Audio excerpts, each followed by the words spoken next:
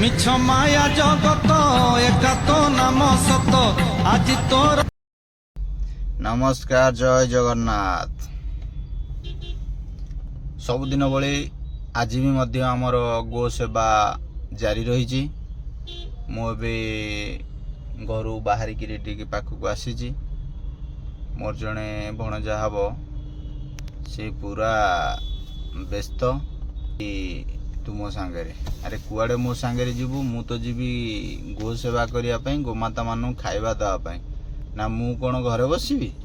ମୁଁ ବି ତୁମ ସାଙ୍ଗରେ ଯିବି। ଦେଖନ୍ତୁ, ସେ ଏବେ ଆସିକିରି ମୋ କାରରେ ବସିଲାଣି। ମୋ କାର୍ ଆଗରେ ପୁରା ଯିବ ବୋଲି ପୁରା ବ୍ୟସ୍ତ।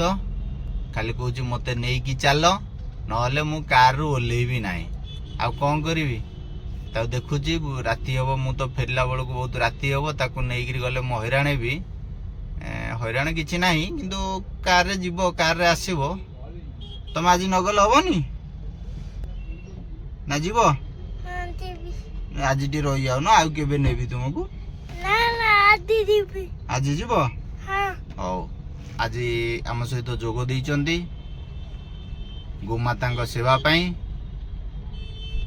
କହିଦିଅ ଜୟ ଜଗନ୍ନାଥ, ଜୟ ଗୋମାତା।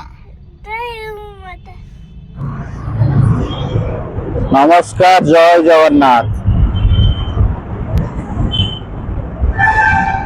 ବାବୁ, କଣ ନେଇକି ଆସିଛ? କଣ ନେଇକି ଯିବ? ଏ ମାଟିର ମଣିଷ ମାଟିରେ ମିଶିଯିବ, କିନ୍ତୁ ଘରେ ଏମାନଙ୍କ ପାଖରେ ଆସି ବୁଲିକି ଯାଅ।